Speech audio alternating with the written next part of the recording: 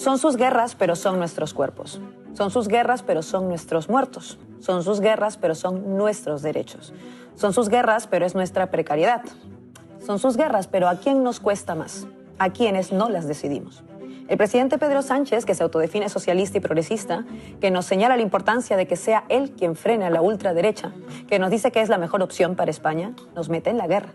Y lo hace sin siquiera consultarlo, ni a nosotros directamente, ni a nuestros representantes en el Congreso de los Diputados, porque una decisión de este calibre al menos debería contar con el posicionamiento público de quienes han sido elegidos para representar los intereses de cada uno y cada una de nosotras. Bueno, los de las migrantes que no votamos no, claro, pero ya me entienden.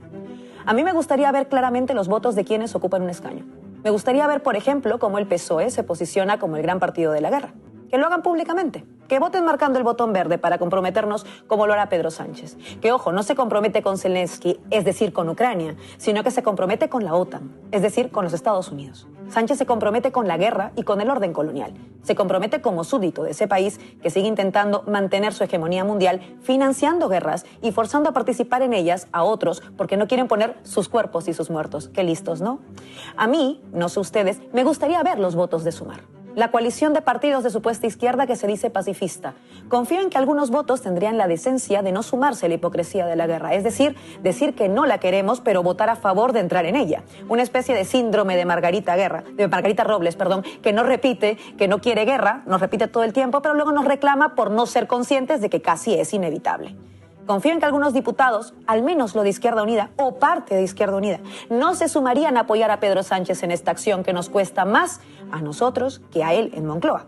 Claro, esta confianza la baso, es decir, en cierta ingenuidad por mi parte, porque es verdad que estando Izquierda Unida en el Consejo de Ministros, me hubiera gustado oír, por lo menos, a una ministra reclamándole al presidente por esta reunión con Zelensky y por la intención de meternos en la guerra. Algunos lo llaman ruido, otros lo llamamos decencia. Algunos lo llaman deslealtad gubernamental, otras lo llamamos pacifismo real. Sí, confieso, cómo me gustaría ver el retrato de ese Parlamento. ¿Qué votarían en Bildu, el PNV, Junts o Esquerra Republicana? ¿Qué votaría el diputado del BNG? Podemos intuirlo, pero no lo sabemos, porque nos han quitado esa urgencia democrática.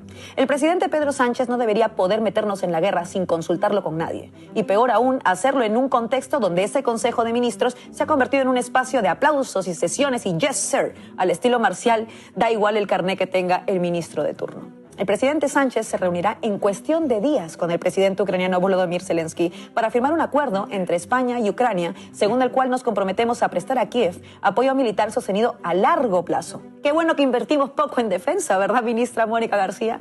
Prestaremos a largo plazo asistencia militar, suministraremos armamento, colaboraremos en el adiestramiento de sus fuerzas armadas, colaboraremos al desarrollo de la industria de defensa ucraniana, intercambiaremos información en las áreas de inteligencia y ciberseguridad, es decir, nos involucramos integralmente con Ucrania en un contexto de guerra con una potencia nuclear que lleva más de 2 años estancada porque es a todas luces claro que es imposible ganarla y que urge un alto al fuego y salidas políticas.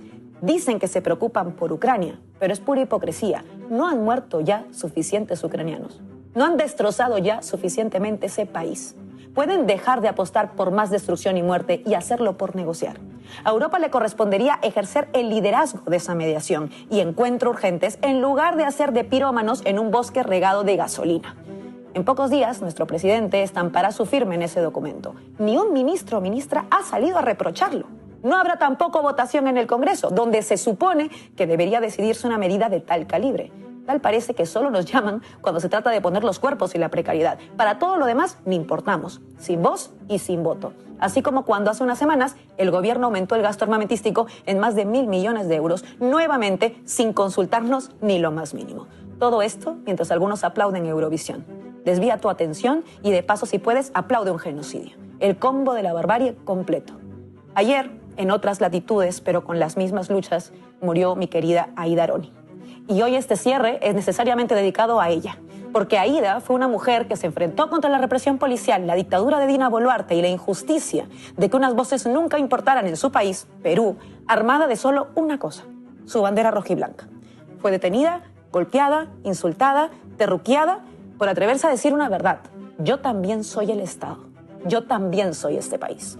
Hoy que en España hace tanta falta recordar que este país somos nosotros y nosotras, y que hay cuestiones vitales como entrar en una guerra que nunca deberían hacerse contra nuestra decisión, siento que Aida Aroni es más referente que esa Unión Europea tibia con un genocidio, que esa ONU que no es capaz de lograr un alto al fuego siquiera, que los líderes del norte global con sus trajes y sus frases altisonantes exigiendo el reconocimiento de estados que no sirven para nada, porque lo que urge es democracia, es decir, igualdad, es decir, fin de su colonialismo. Aida luchó hasta morir ayer por esta causa, y aunque vuele muy alto, se queda muy cerca. Que la enseñanza de una mujer del sur global, de mi Perú, se quede hoy para todas nosotras. Nosotras somos España. Podemos perfectamente decirle no a su guerra. ¿Qué estamos esperando? Hasta mañana.